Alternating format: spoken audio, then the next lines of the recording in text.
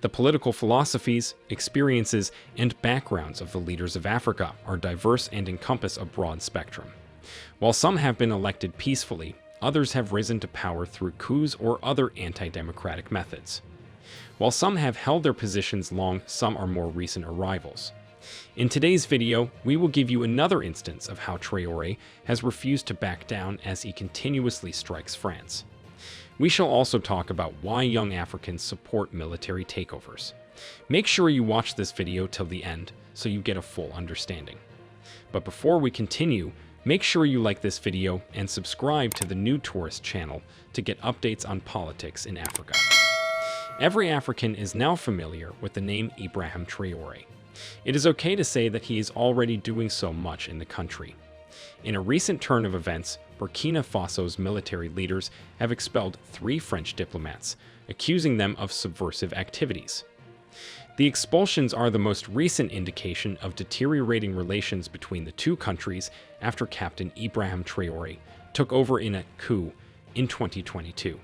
He has pivoted Burkina Faso towards Russia, ending its close ties with France, the former colonial power.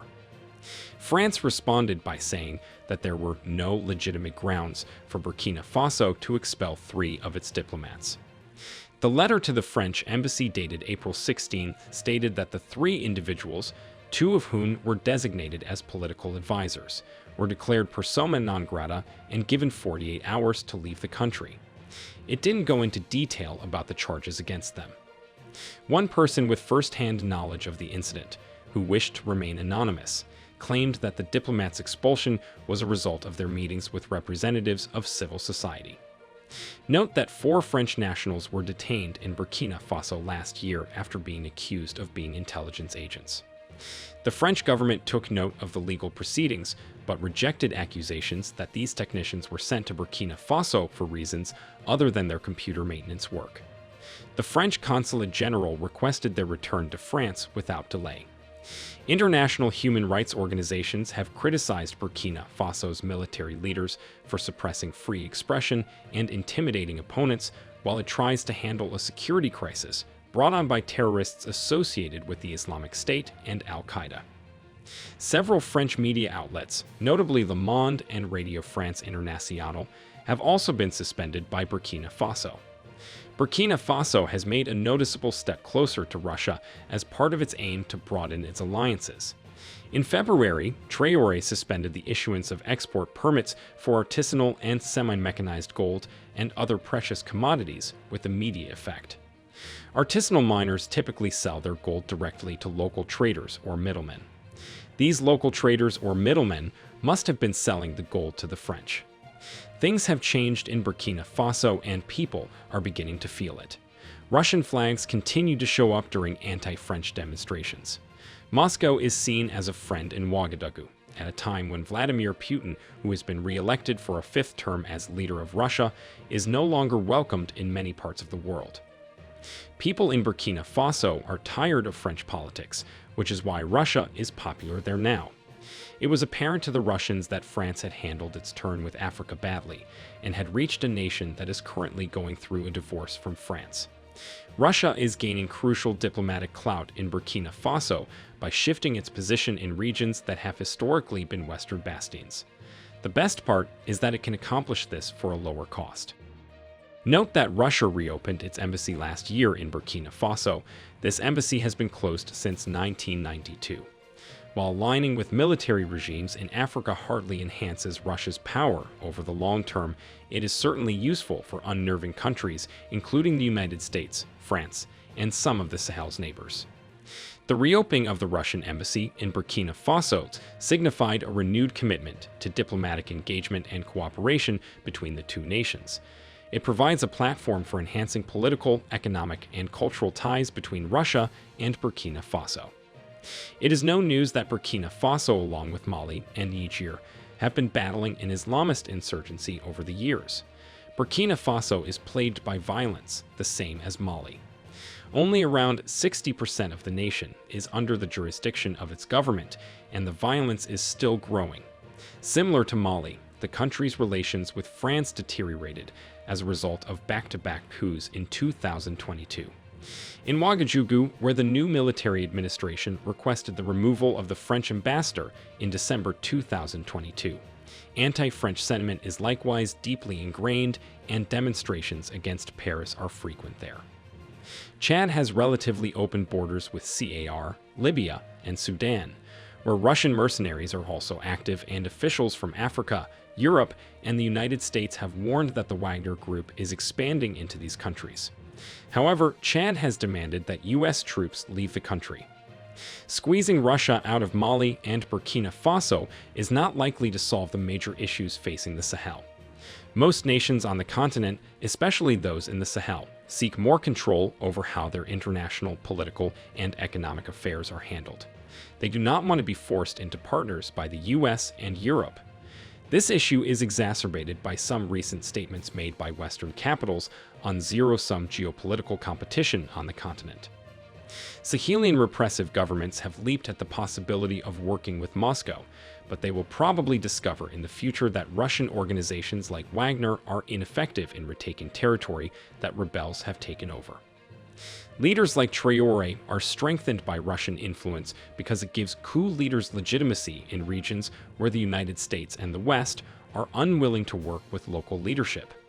Rather, Russia is the one that gives coup leaders financial support, military backing, and even personal safety. Even though Russian tactics may exaggerate public complaints, the Russian collaboration does not give priority to Burkinabe civilians or effectively address the country's deteriorating security situation. Russia's main objectives are resource extraction, military force projection, and influence expansion throughout the region. It is unable or unwilling to deal with the root causes of Burkina Faso's economic instability and hardship. The complicated geopolitical environment in Africa is exemplified by the circumstances in Burkina Faso. Although Russia aims to use Western resentment as a springboard for influence, this tactic may or may not work. While Russia may undoubtedly see Burkina Faso as a pawn in its anti-Western chess game, the situation is far more nuanced. Whether Russia can effectively address Burkina Faso's security problems is still up for debate, and their presence could make matters worse. It will take some time to see whether Russia's risk in Burkina Faso pays off, or if it backfires and causes more instability in the area. This time in question will have to be dealt with by the younger generation because they are the leaders of tomorrow. So, this brings us to the second part of this video: why young Africans are celebrating military takeovers. Some similar characteristics have, at the very least, created circumstances where soldiers have felt justified in intervening, frequently with the backing of a sizable portion of the urban populace, particularly disgruntled young people. Younger people have grown more disgusted with the established political class throughout much of West and Central Africa, even with those who have been duly elected to government. Several factors contribute to this disillusionment, including the lack of formal employment opportunities, and even unofficial ones for graduates and less educated people, the perception of high levels of privilege and corruption among the elite, and anger over France's continued influence in the numerous nations where it was once a colonial power. Deep animosity, however, also stems from the way many civilian dictators subvert constitutional law or election procedures to maintain their hold on power. The scrapping of presidential term limits, after controversial amendments to constitutions, is a source of especially sore feelings. Organizations such as the Economic Community of West African States or the African Union are also called into question for their moral legitimacy when they are accused of being prejudiced and of pressuring coup leaders to return to elected civilian authority. The past few years have seen a lot of talk about Africa's resurgence. If this is the case, then its people must take the initiative and set the agenda rather than waiting for orders or guidance from other countries. If this doesn't happen, Africa might still rise, but only for those with specific goals in mind for the continent. The question that this raises for other young Africans is, what is their agenda, and how are they influencing it? Africa's population increase offers a great chance for innovative and creative business concepts to be put into practice. To help entrepreneurs in their various stages of growth, from startup to early stage to growth stage to becoming huge organizations, and to establish the ideal atmosphere to foster innovative ideas, strong political will is necessary. and it is the younger generation to make this happen. The rise to power of young leaders like Bassirou Faye of Senegal and Ibrahim Traore of Burkina Faso shows that the future of Africa is safe with the younger generation. It will be important for them to work together as Traoré is doing with the Alliance of Sahel States. Only then will they be able to make better and stronger decisions. Africans ought to consciously cultivate a culture that supports the constructing and reshaping of the Africa they desire. Africans desire change, but the first step in achieving this is for them to unite and create their own culture and value system for cooperation, accountability, integrity, planning, and execution. Young Africans have a responsibility to write the history of their continent, and they ought to start in every aspect of society. What is your take on this? Do you believe the younger generation can change the narrative in Africa?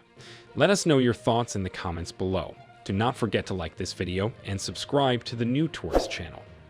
Turn on notifications so you get notified whenever we upload videos like this. Thanks for watching, and see you in our next video.